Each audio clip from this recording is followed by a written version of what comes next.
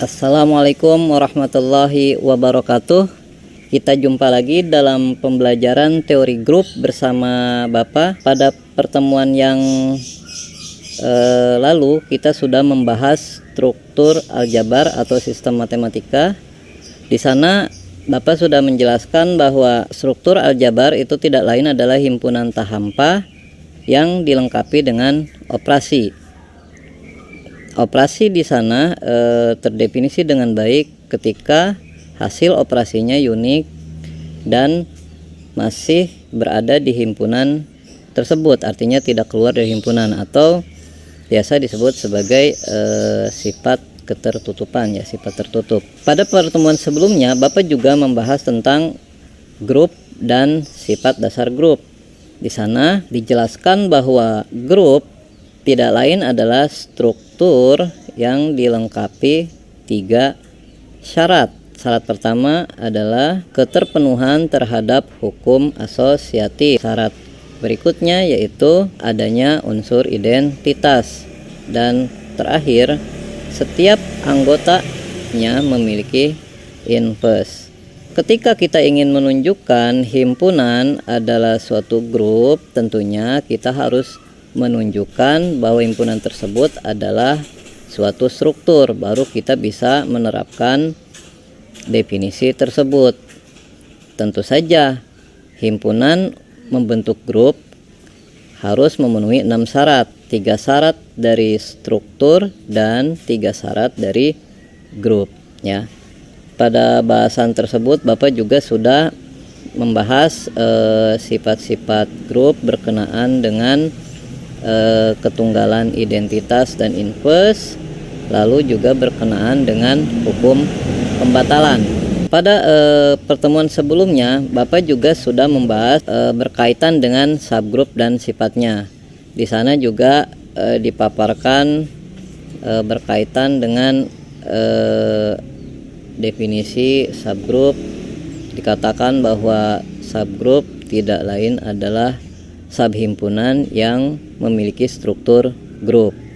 Nah, pada bahasan tersebut Bapak juga sudah menjelaskan syarat cukup dan perlu suatu himpunan membentuk subgrup atau subhimpunan membentuk subgrup. Lalu sifat-sifat subgrup diantaranya berkaitan dengan ketunggalan dari identitas dan inverse setiap anggota subgrup. Pada kali ini kita akan membahas terkait grup simetri. Nah, beberapa poin yang akan dibahas pada pertemuan kita kali ini yakni berkaitan dengan asal-usul dari kata simetri itu sendiri, ya. Lalu kita definisikan apa itu simetri secara formal, ya. Lalu kita pandang simetri di sini adalah sebagai suatu permutasi, ya. Sebagai suatu permutasi, lalu kita nanti akan mendefinisikan permutasi himpunan. Apa itu permutasi himpunan? Nanti Bapak akan menjelaskan contoh dari simetri himpunan, ya. Permutasi himpunan. Lalu kita nanti akan mendefinisikan atau menandai suatu permutasi itu dalam tanda informal dan tanda formal, ya. Nah, selanjutnya pada bahasan kali ini Bapak juga akan membicarakan tentang grup simetri, ya.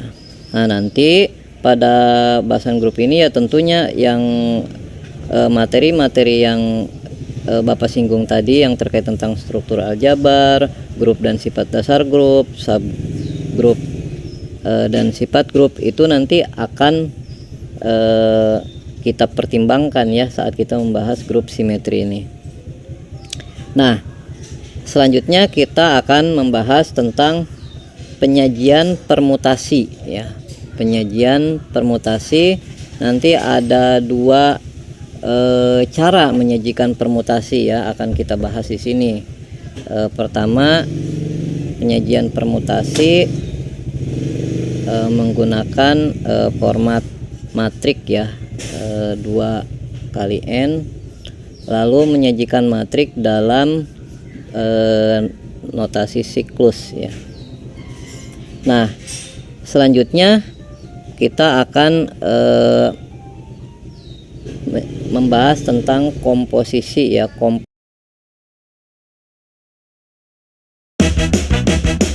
Hari ini hari yang kau tunggu-tunggu. Ada Shopee bergeser, Shopee paling seru. Shopee 12.12 bergeser, paling seru, paling lengkap. Di musim pemilu, konten hoax dengan taktik merusak reputasi lagi marak-maraknya beredar. Posisi permutasi dalam 2 tanda tadi ya. Dan terakhir kita akan membahas khusus untuk siklus ya. Nanti kita terapkan di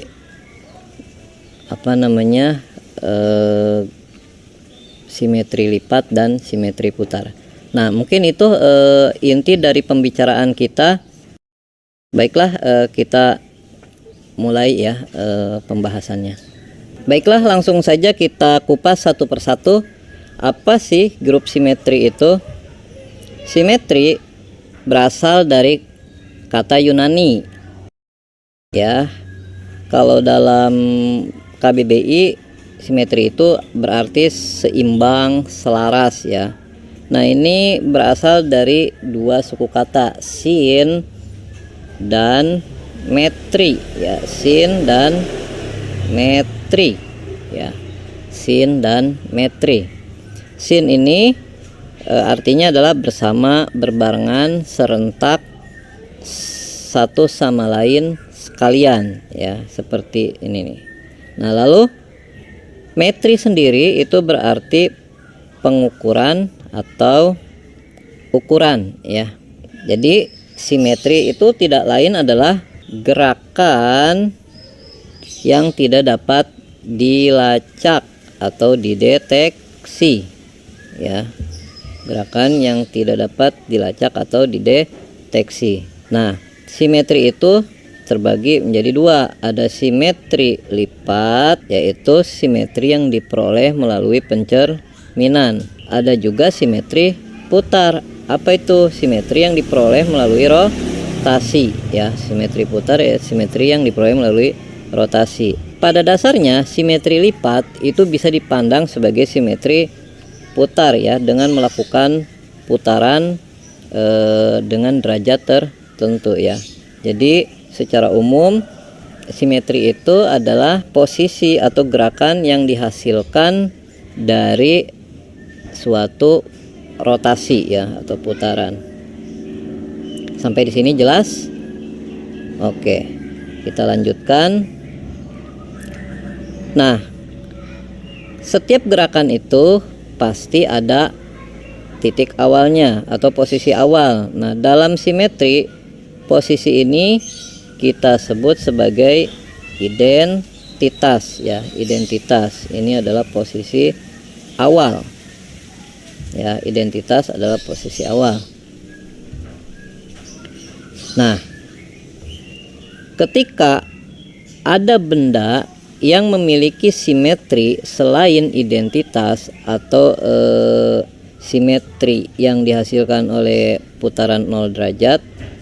Nah, benda yang memiliki simetri ini kita sebut sebagai benda simetris ya.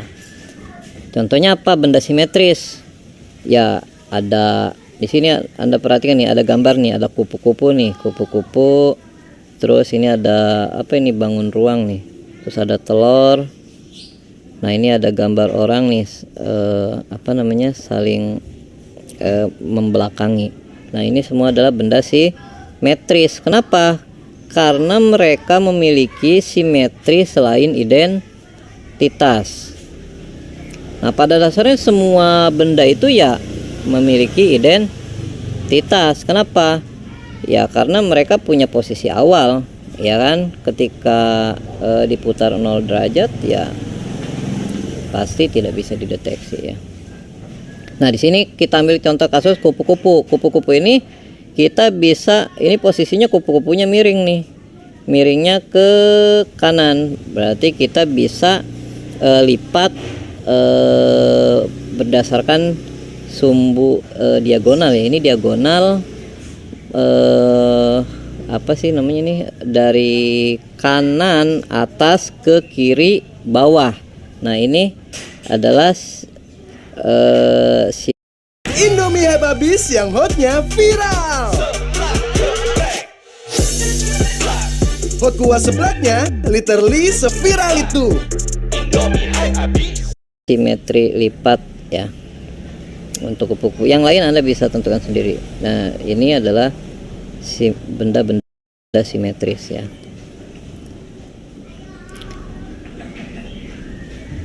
Lanjut. Nah,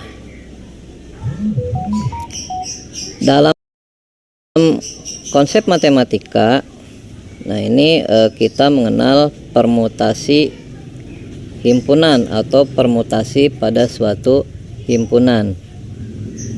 Nah, permutasi himpunan ini adalah susunan atau pasangan anggota himpunan tersebut.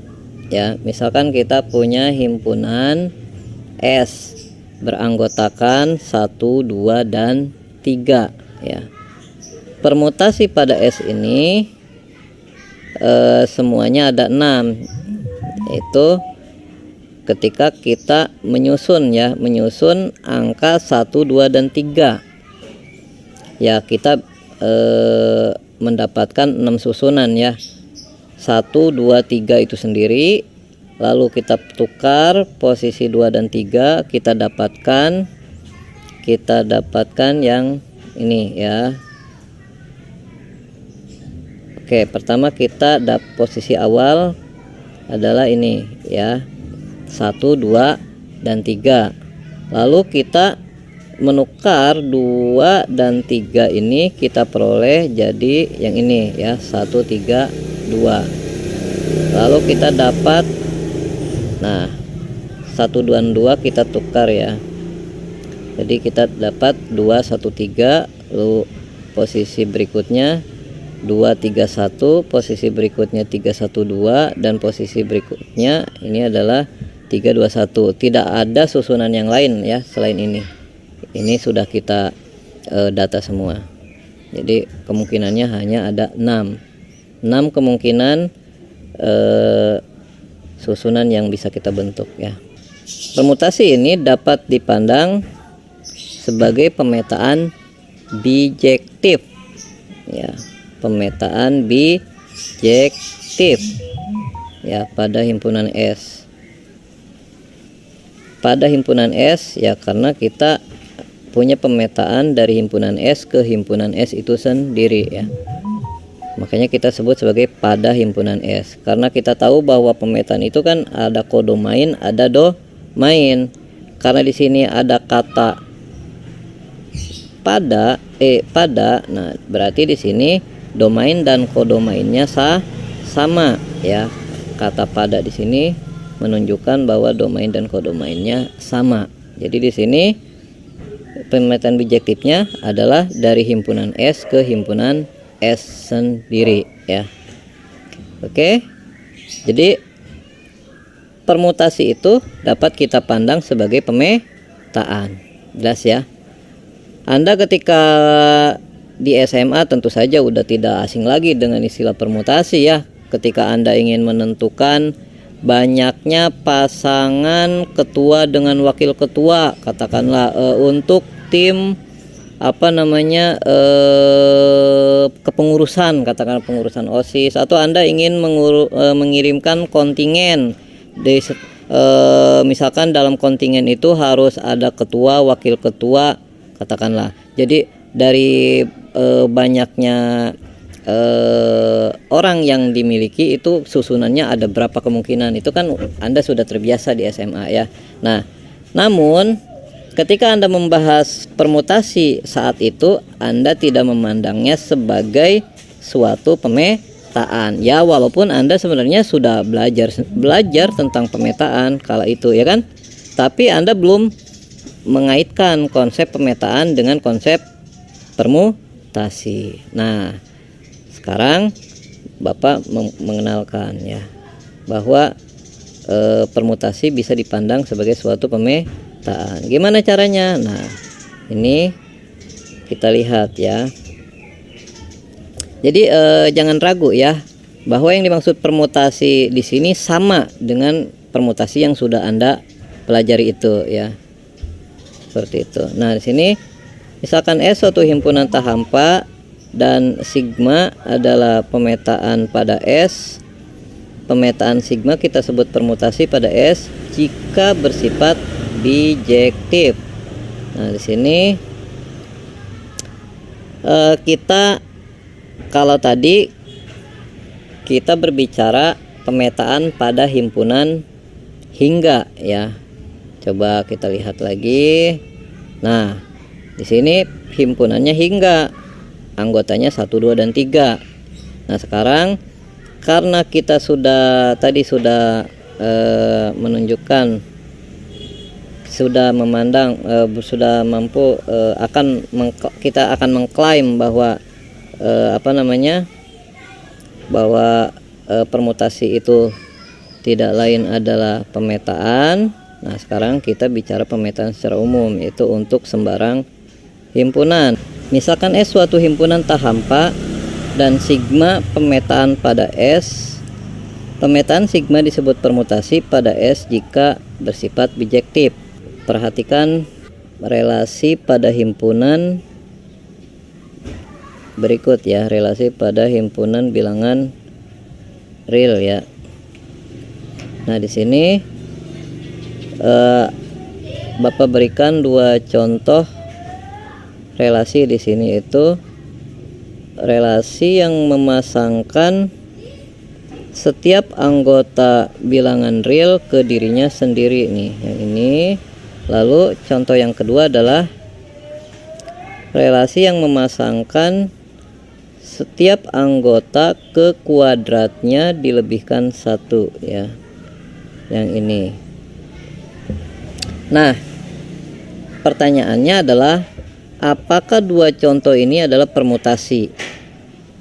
Nah, kita perlu membuktikannya ya. Nah, untuk yang pertama ini akan Bapak bahas. Nah, sisanya nanti Anda coba sendiri. Nah,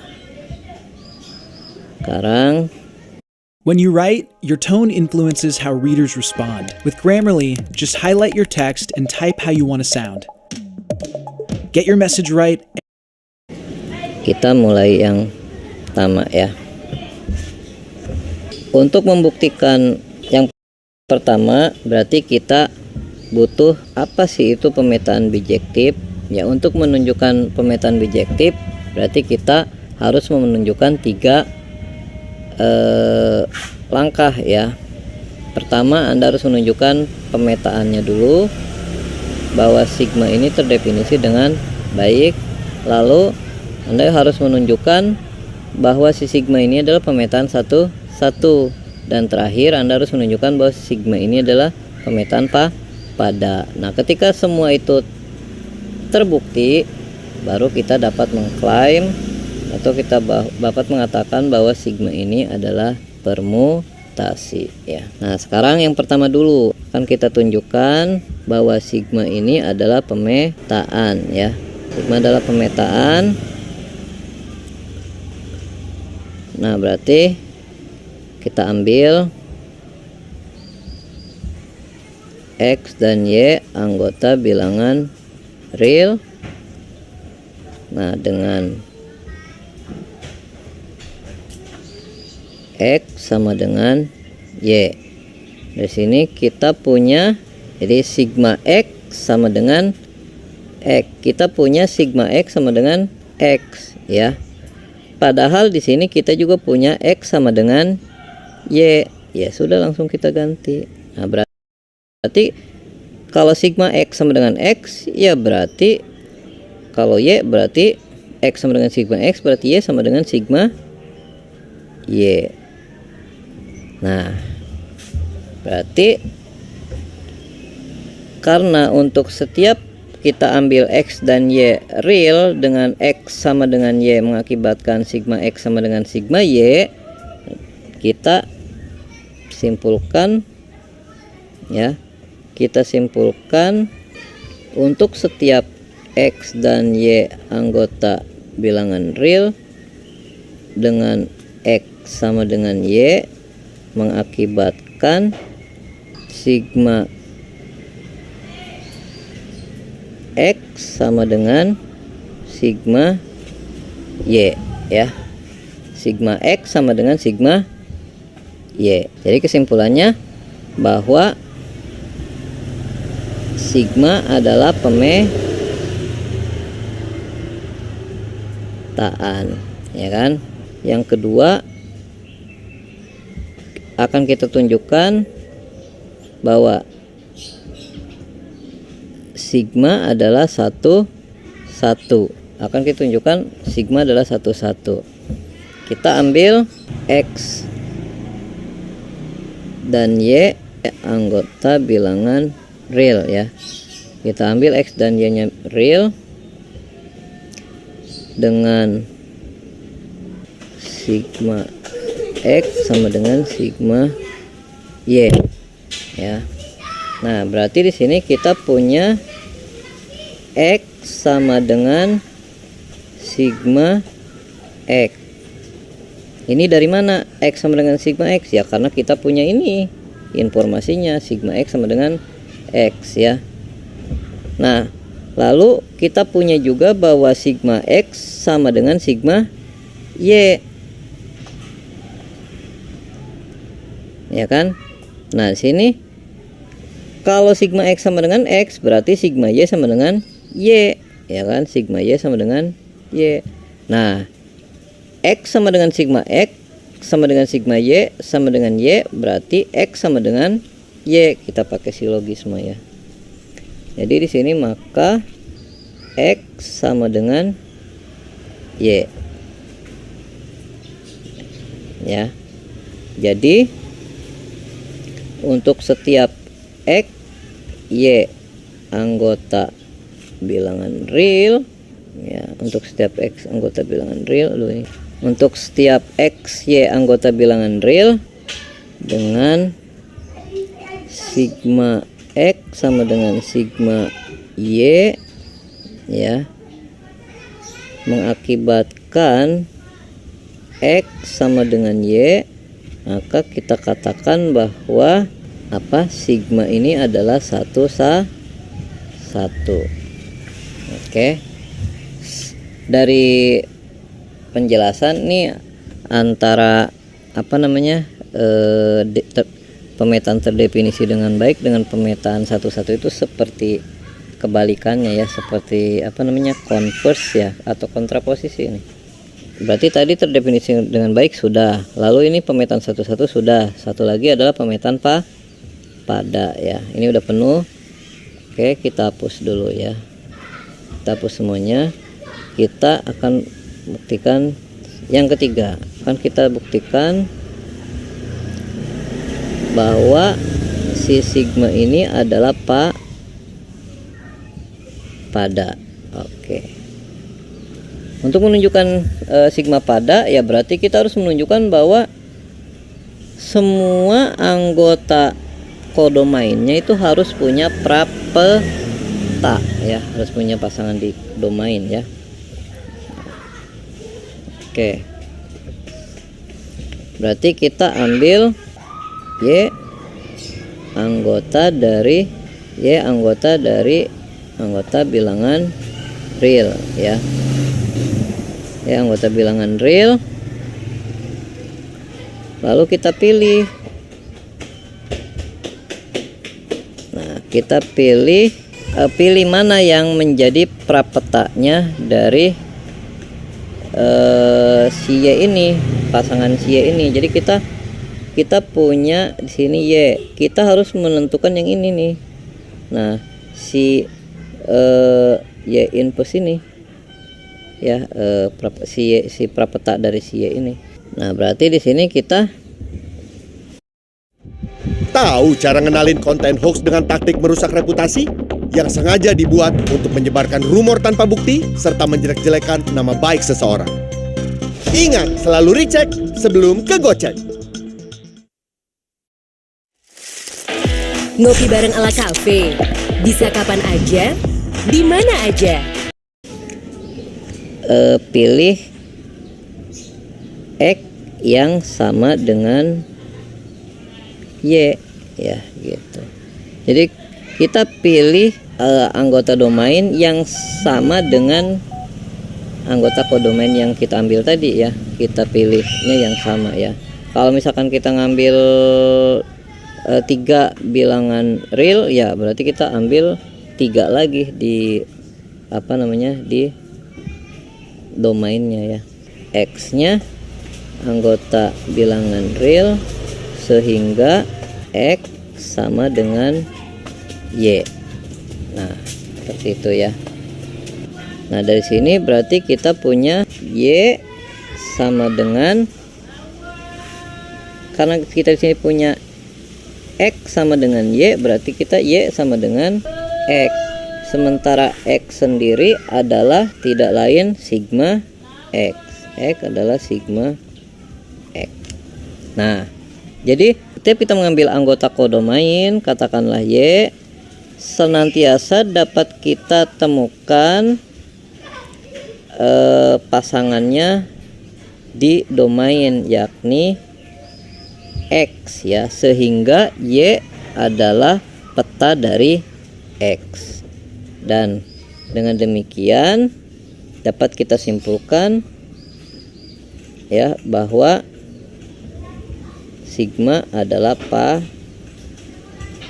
pada ya. Jadi dari uraian tadi jelas bahwa sigma adalah pemetaan yang terdefinisi dengan baik, lalu sigma adalah 1,1, dan terakhir sigma adalah pada. Jadi dengan kata lain, sigma adalah pemetaan bijektif. Karena sigma bijektif, dapat kita klaim bahwa sigma adalah permutasi. Nah, seperti yang Bapak sebutkan tadi, yang ini adalah tugas Anda. Sama caranya, intinya menunjukkan 3 langkah tadi. Jangan bertanya lagi nanti, Pak ini permutasi bukan? Lah, kalau semua Bapak yang mengerjakan, nanti kapan Anda nyobanya? Padahal Bapak di sini udah detail sekali ya, satu persatu. Anda kalau belum lupa, misalkan ini kan materi waktu di teori himpunan ya, untuk membuktikan pemetaan terdefinisi dengan baik, satu-satu pada itu adanya di teori himpunan. Jadi nanti buka lagi buku teori himpunannya. Kenapa kok Bapak membuktikannya untuk pada seperti itu? Ya, Anda buka lagi definisinya ya. Jadi jangan malas ya, karena belajar itu adalah mengulang dan mengulang. Kalau kita lupa, tidak ada kata terlambat, buka lagi buku yang bersangkutan ya. Misalkan S himpunan tak hampa dan MS itu adalah semua pemetaan pada S. Jadi semua pemetaan pada S ya. Lalu di sini kita bentuk himpunan, namanya himpunan sim S ya, himpunan sim S. Himpunan sim S ya, himpunan sim S.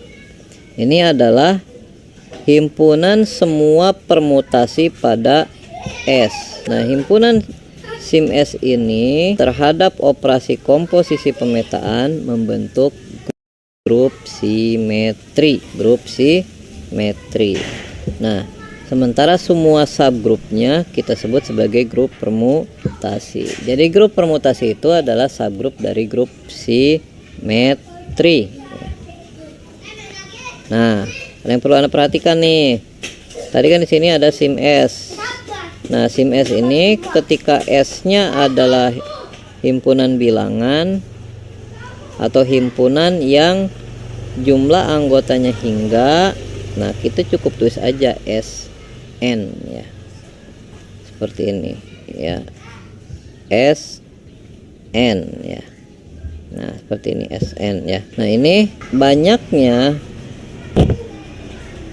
anggota dari Sn adalah sebanyak n faktorial. Seperti tadi di depan nih. Depan tadi kita sudah membahas himpunan yang anggotanya adalah 1, 2, dan 3 ya.